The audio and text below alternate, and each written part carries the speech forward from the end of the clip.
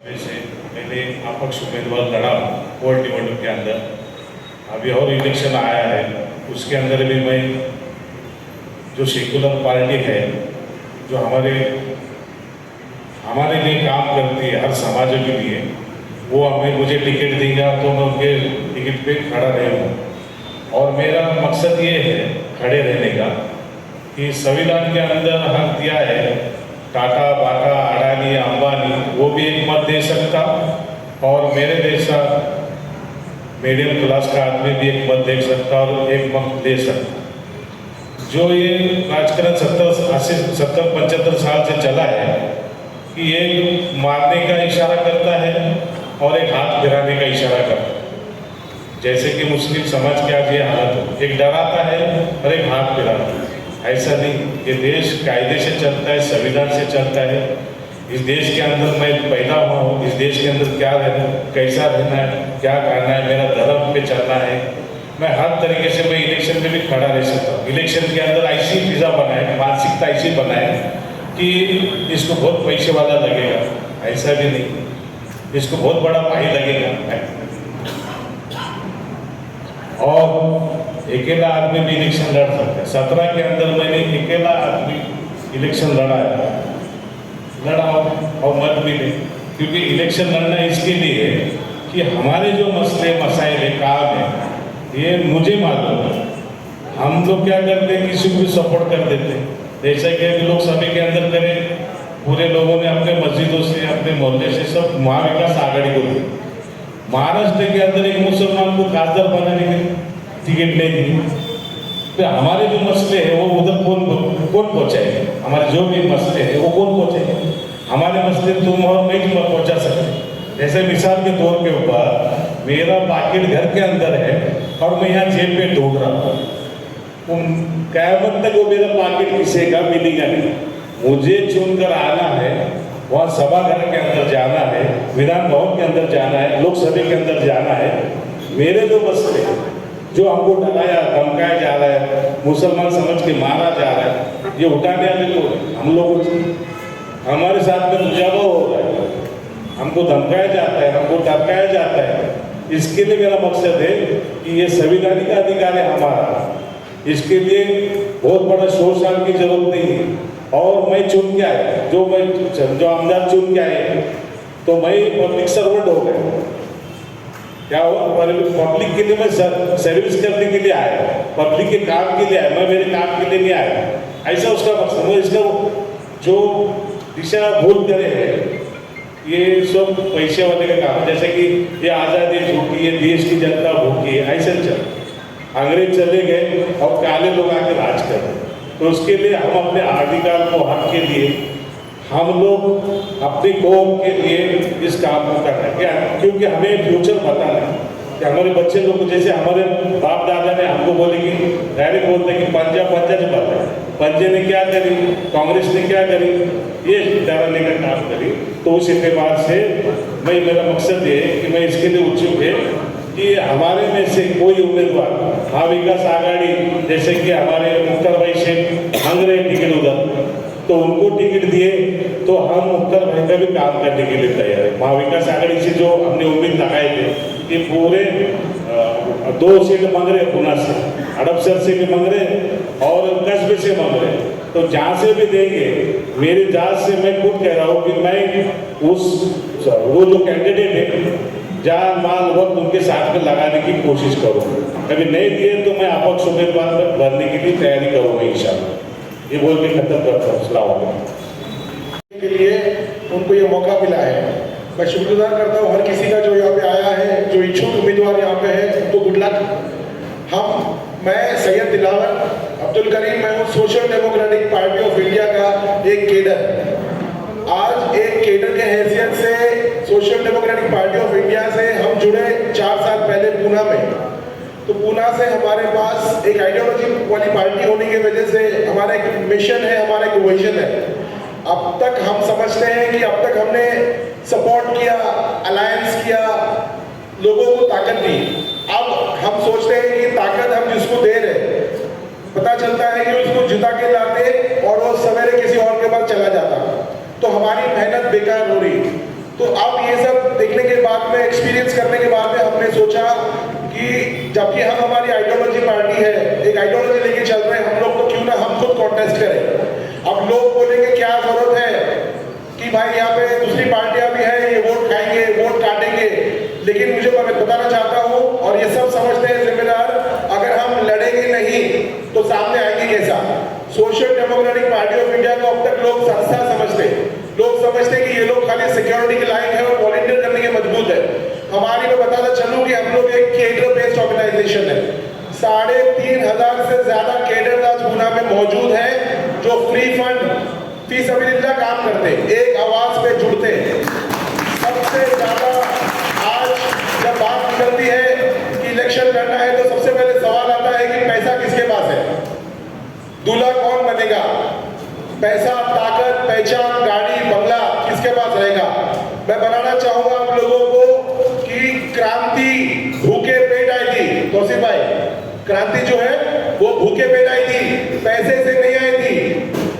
तो इसमें पैसा, काबिलियत, शक्ल, हुनर कोई काम मायने रखता नहीं। तो हमने एक पार्टी की आइडियोलॉजी होने की वजह से हमने हमारे 3 कैंडिडेट का नाम हमने हमारे नेशनल में दिया है। हमारा शूरा सिस्टम है, तो शूरा सिस्टम में हमने स्टेट्स को हमारे 3 लोगों के नाम दिए हैं। उसमें से 2 नाम मैं ओपन करना चाहूंगा अभी आपको। एक तो मैं हूं और एक है अजहर तंबोली। अजहर तंबोली साहब को शायद सब जानते हैं कि इन्होंने हर लड़ाई, हर तंजीम के साथ, हर पार्टी के साथ में आगे चल के, लीगल फाइट हो या सियासी मसला हो, इन्होंने आगे चल के काम किया। इन्हीं के अंडर हम ट्रेन हो गए 2014 से लेकर, मैं अपनी बात करूं तो 2014 से लेकर अब तक हम इनके पीछे ट्रेन होते हुए और आज मजबूत केडर बने। हम बदनाम है सच बात बोलने पे, हम बदनाम है, हमको डराया जाता है, हमारे नाम से लोगों को डराया जाता है, इनके करीब मत जाओ, इनके करीब गए तो पुलिस हमारे पीछे लग जाएगी। मैंने पहले भी ये सवाल उठाया था, social democratic party of India के पास 650 केडर है साउथ में, सॉरी काउंसिलर है साउथ में। हम सेकंड, हमारा एमपी सेकंड पे आउट हुआ है चेन्नई में, 7.5 लाख पे वो लोग जीते, 6.5 में हम आउट हुए। हमारी ताकत है, हम ताकत लगा रहे, हमें चाहिए। आप रिक्वेस्ट करूंगा कि हमको ताकत दो।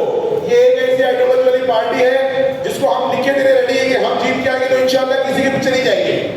आधी रात को भर्ती होगी पार्टी, हम लोग उनके पीछे नहीं जाएंगे। हम लोग इख्तियार में नहीं आ सकते, हम सब पढ़े लिखे लोग हम जानते, लेकिन एक मजबूत ऑपोजिशन की बहुत जरूरत है विधानसभा में और संसद में। आए दिन जो हालात चल रहे हमारे ऊपर, ये हालात के लिए, एक मजबूत ऑपोजिशन के लिए ऐसी एक पार्टी चाहिए जिसके पास इतने केडर हैं। केडर बेस्ड ऑर्गेनाइजेशन है। आरएसएस के बाद अगर कोई पार्टी है केडर बेस्ड, मार्क्सिस्ट भी है, लेकिन social democratic party of India के पास इससे ज्यादा केडर है और दिन का रात काम करने वाले। एक मिनट बात खत्म कर लूंगा। केरला में जब फ्लड आए तो राहुल गांधी नहीं गया था वहां पे, एचडीबी वहां पे काम कर रही थी। तो पूरा नेशनल न्यूज बनी है, हम लोग हर जगह पे आगे हैं। तो इसके चलते मैं बता रहा हूँ कि हमारा केडर, हमारे 2 उम्मीदवार रहेंगे इंशाल्लाह, अभी तक अनाउंस नहीं हुआ है। एक तो मैं हूँ या तो अजहर तंबोली साहब है। इससे बात खत्म करूंगा इंशाल्लाह। चर्चा है अभी भाई ने जो बोले एसडीपीआई का, मैं आजाद समाज पार्टी से हूँ, ये वंचित उम्मीदवार है, ये पार्टी का मसला नहीं है मेरे पास। ये क्या हो जाएगा फिर मैं अगर बोलते जाऊँगा कि आजाद समाज पार्टी ने ये काम किया, वो काम किया, वो विषय नहीं। आज का विषय क्या है कि मुस्लिम समाज ने, क्योंकि जो भी लीडरशिप क्रिएट होती है वो कास्ट बेस्ड लीडरशिप होती है। मराठा की आज कास्ट बेस्ड लीडरशिप है, हर एक की कास्ट बेस्ड लीडरशिप है। और इस माध्यम से मदर फाउंडेशन की तरफ से हमारे शाहिद भाई है, हमारे और मुस्लिम जिम्मेदार यहाँ के तय करेंगे। ये बात गलत होगी। समाज ने बोला माघा लेगा तो माघा लेने की तैयारी रहेगी, तो इनकी बात सुनो। इतना मेरा कहना है। हेलो, एक मिनट। हम लोग यहाँ पे कैंडिडेट चुनने आए हैं आमदार का। इसमें कैंडिडेट में कितनी कैपेबल है वो उसने अपना बताना कि मैं क्या कर सकता हूँ, ना कि दूसरे कोई चीजें। मेरी पार्टी इतनी स्ट्रांग है, मैं इतना स्ट्रांग है, मैं मतलब मुस्लिम कम्युनिटी के लिए ये कर सकता हूँ, ये बताइए। बाकी तो सब नहीं। और सबसे बात करना है, सब कैंडिडेट से बात करना है, सब हम चुनेंगे ना, किसको चुनना है नहीं चुनना वो बात की बात है। प्लीज। अस्सलाम वालेकुम। मेरे भाई ने एक बात निकाली, मैं एंड में कंक्लूड करूंगा उस बात से। एक मिनट आपको बोलना था। एक मिनट भाई देखो, पहला ये बात समझ लो, यहाँ कैंडिडेट तय करने के लिए हम नहीं बैठे थे अभी। ये गलत फहमी में ना रहे कि आपका कैंडिडेट तय करेंगे और उसको सब सपोर्ट करेंगे। आप जितने भी कैंडिडेट यहाँ आए हैं वो लोग अपनी बात सामने रखो, फिर देखेंगे। अगर कोई टिकट देता है, तुतारी बोलो, मशाल बोलो, पंजा बोलो, अगर कोई मुसलमान को टिकट देता है तो देखेंगे। अगर कोई टिकट नहीं दिया तो फिर जब बैठेंगे ना क्या करना है। अभी तो अपनी बात पेश करो और कोई किसी को रोके नहीं, जो भी बोलना चाहता है बोले। इतनी सी उम्मीद रखता हूँ और मैं शुरू करता हूँ। और मैं जानता हूँ कि ये भाषण की जगह नहीं है, मैं सीधा कोशिश भी करूंगा कि कोई पॉइंट रिपीट ना हो। बात आई कि उम्मीदवारी की, महाविकास आघाड़ी को हमने उम्मीदवारी मांगी। मैं खुद पूरे महाराष्ट्र का दौरा कर चुका हूँ, पूरे नेशनल न्यूज़ ने उसको कवर किया। मैं कोल्हापुर से हमने शुरू किया, पूरा पश्चिम महाराष्ट्र, मराठवाड़ा करते हुए हम विदर्भ में गए। उसके बाद हमारी कांग्रेस के लीडरशिप से बात हुई, शिवसेना के लीडरशिप से बात हुई, एनसीपी ने हमसे बात नहीं की। जिस दिन इस हड़पसर विधानसभा की उम्मीदवारी डिक्लेयर हुई उस दिन आप अभी भी देख सकते हैं मिनट्स में, शिवाजी मंदिर में उद्धव ठाकरे साहब की जो मीटिंग थी उसमें 6 मिनट का वक्त मुझे बोलने के लिए रखा गया। अभी भी 2 दिन है। अब 1 मिनट बचा है, बोल जाऊँ क्या? चलो 1 मिनट बोल रहे, चलो बोलो बोलो। अफरोज भाई बोलो, 2 मिनट में, 1 मिनट में खत्म करो। 3 मिनट हो गए, तुमने 10 मिनट लिए यहाँ पर। कैमरे में अपना सब रिकॉर्ड हो रहा है, थोड़ा सा समझ के चलो। बाकी लोगों को भी बात करनी है, बाकी बहुत सारे कैंडिडेट हैं।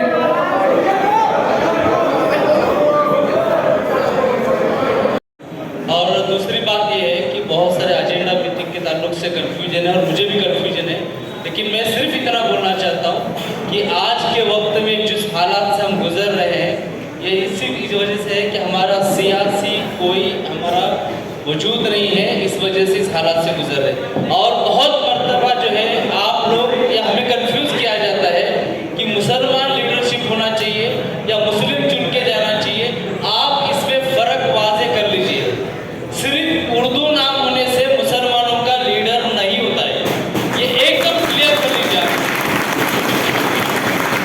जब राज ठाकरे बोल रहा था मस्जिदों में से भोंगे निकालो, कोई माइक का 10-10 आमदार थे, कोई माइक का दाल सामने आके लेने बोला। इस वक्त राणे बड़बड़ कर रहा था, पुलिस कमिश्नर ऑफिस से मीरा रोड में बोल रहा था कि चुन चुन के मारेंगे, यहाँ बोल रहा था मस्जिद में घुस के मारेंगे। मुझे बताइए क्या मुसलमान आमदार नहीं थे? आमदार थे, लेकिन वो मुसलमानों के नहीं, उनके पार्टी के उनके थे। हमारे लिए हमारी जान से बढ़कर अल्लाह के रसूल सल्लल्लाहु अलैहि वसल्लम की इज्जत थी, लेकिन उस सत्ता के अंदर जो है वहाँ पे मुसलमान लीडरशिप थी, लेकिन उसके बावजूद जो है उनके अंदर गैरत नहीं जागी कि उस पार्टी को लात मार के जो है वो बाहर निकलते, ताकि कार्रवाई नहीं हो रही। तो हमें ऐसे लीडर चाहिए जो हमारी आवाज़ बने, समाज की आवाज़ बने, ना कि पार्टी की आवाज़ बने। जब समाज चुन के उनको देगा तब वो समाज से डरेंगे। इसीलिए चाहे कोई भी पार्टी से है, आघाड़ी से ये आ जाए, लेकिन जो चुन के दे रहे उसको डर होना चाहिए। मुझे समाज का काम करना पड़ेगा, मेरे समाज ने मुझे जिताया, ये डर उनके अंदर पैदा करना पड़ेगा और उन्हें बोलना पड़ेगा कि तुम पार्टी के नहीं हो, मुसलमान के। क्यों ये वक्त आया मालूम? जब आपको मुसलमान होने की बुनियाद पे मारा जा रहा है, तो मुसलमान होने की बुनियाद पे हमें लड़ना पड़ेगा। ये चीज वाज़ेह है, ये चीज क्लियर कर लीजिए आप। हमें किसी से बैर नहीं है, हमें हमारे संविधान को बचाना है, यहाँ की एकता को बरकरार करना है। तो इसके लिए मैं ये चाहता हूँ कि समाज की तरफ से नेता हो और समाज का नेता हो। और एक करेक्शन मैं करना चाहता हूँ पूना के मुसलमानों के ताल्लुक से, खास करके पूरे इंडिया में एक चीज़ मशहूर है कि पूना का मुसलमान सबसे जागरूक मुसलमान है। फलस्तीन के अंदर किधर प्रोटेस्ट नहीं हुआ, अलीगढ़ में हुआ केस हुआ, दिल्ली में हुआ केस हुआ, पूना में हमने फलस्तीन का किया। उसके अलावा और भी बहुत सारे मसले हैं जो पूना ने लीड किया। पूना का मॉब लिंचिंग का पहला केस, जिसके अंदर सक्सेसफुली मोहसिन शेख को केस के अंदर देसाई को 5.5 साल सड़ाए। हमारे भाई ने थोड़ा उसमें गलत इंटरप्रिटेशन किया है। उस केस में तौसीफ भाई 3 महीने के लिए सिर्फ थे, वो भी उनको लिया गया था, वरना उस केस के अंदर बाकी लोग जानते हैं कि जो एडवोकेट लोगों की मेहनत है वो सैफन और हाफिज काजी जो बगैर पैसे के लड़े। तो ये चीजें हैं, हमारी तारीख है पुणे की कि हम लोग बिना सेट करके देते कि कैसा लड़ना है समाज के लिए। तो आज जो ये शऊर पैदा हुआ ना, बहुत सारे हमारे अर्जुन नामदार और भी लोगों ने बताया, आज जो जमा हुआ ना ये आगाज है। इंशाअल्लाह